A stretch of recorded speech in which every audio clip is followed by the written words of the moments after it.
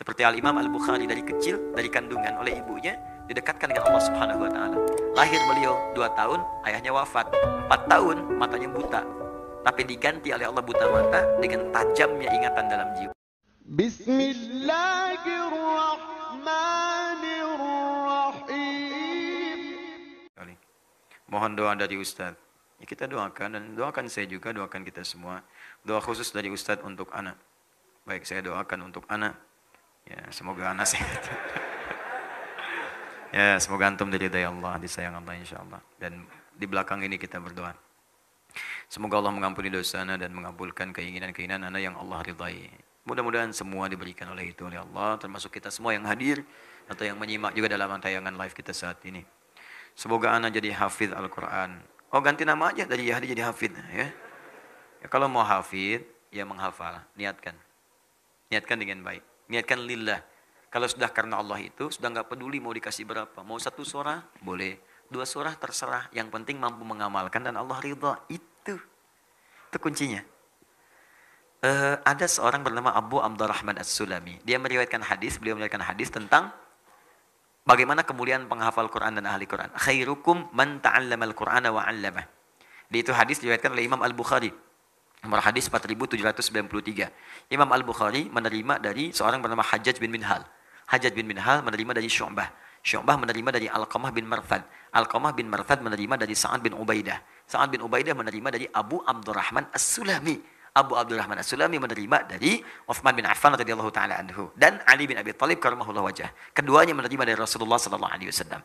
Ya, beliau menyampaikan khairukum man ta'allamal Qur'ana wa 'allama. Orang yang baik di antara kalian adalah orang yang mampu belajar Al-Qur'an dan mengamalkannya. Tapi apa kata Abu Abdurrahman As-Sulami? Akhadtul Qur'ana an qaumin. Saya itu belajar Quran dari sekelompok sahabat. Banyak, bukan 1-2 orang. Ya, apa yang dipelajari? Belajar itu enggak banyak-banyak. Kami belajar la natajawazu an asyra ayatin. Tidak kami lampaui 10 ayat. Dia belajar itu 10 ayat dulu. Menghafal itu enggak banyak-banyak dulu. 10 ayat, 10 ayat, 10 ayat. Lalu kami berusaha mengamalkan. Kalau sudah sanggup mengamalkan, baru kami lompat ke ayat berikutnya. Lompat ke ayat berikutnya. Terus ke ayat berikutnya. Nah, jadi menghafal itu sabar. Pelan-pelan. Iringi dengan takwa.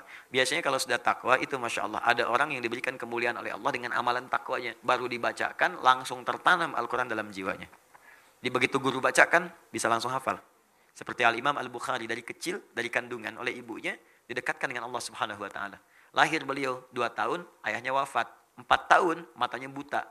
Tapi diganti oleh Allah buta mata dengan tajamnya ingatan dalam jiwanya. Wah, itu kalau dibacakan kalimat, hafal titik komanya. Al-Imam Al-Bukhari.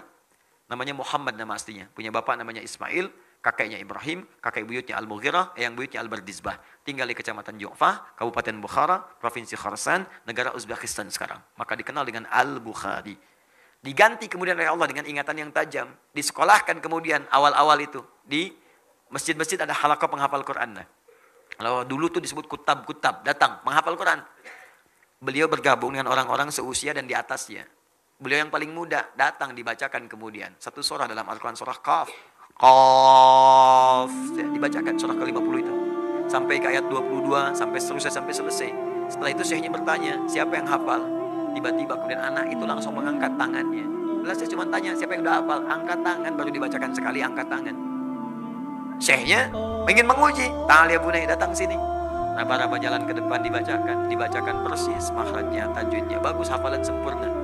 Masya Allah, didoakan oleh syekhnya minal an, bahasa kita tadrusul hadis.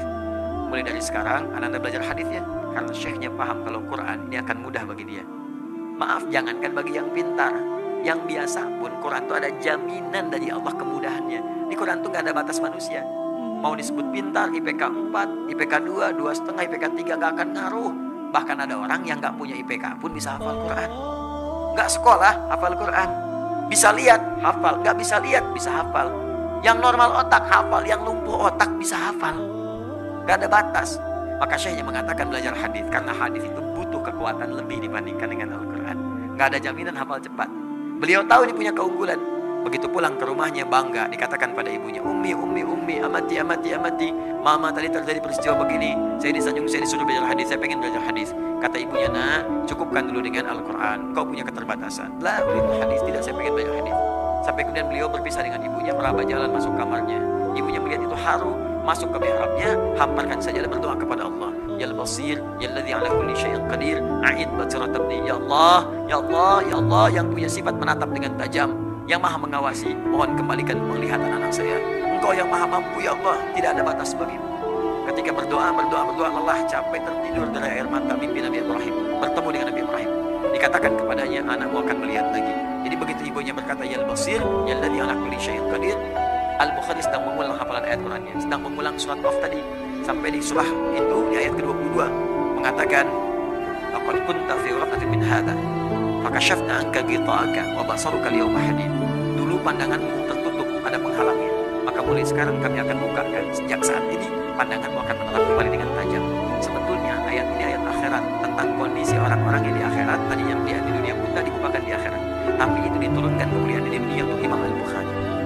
Saking takwanya, orang tuanya dekat dengan Allah, diberikan oleh Allah kemuliaan, tiba-tiba dibuka bisa melihat kembali. Kaget lompat, kejar ibunya, umi lakak lain, mama saya bisa lihat lagi, saya bisa lihat lagi.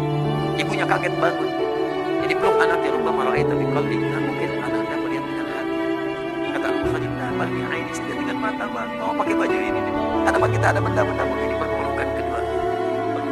Masya Allah, ingat bapaknya lagi. Setelah itu belajar hadis sampai menuliskan Sahih Al-Bukhari selama 16 tahun. Sebagian ditulis kemudian di Masjidil Haram, disempurnakan di Masjid Nabi. Setiap mau nulis satu hadis, sholat dulu 2 rakaat. Sholat berhujah di hadapan Allah dan Rasul di hari kiamat nanti. Selesai Sahih Al-Bukhari itu di antara kisahnya. Dan semuanya akan gampang ketika dekat dengan Allah. Jangankan Al-Quran, hadis pun akan diberikan dengan izin Allah Subhanahu wa taala. Yang penting ikhlas. Semoga Allah mengumpulkan anda di surga Firdaus bersama Nabi dan Rasul. Semoga kita semua dikumpulkan oleh Allah Subhanahu wa taala insyaallah ya. Karena itu beramal, siapkan bekalnya dan semoga dengan bekal itu dicukupkan kita untuk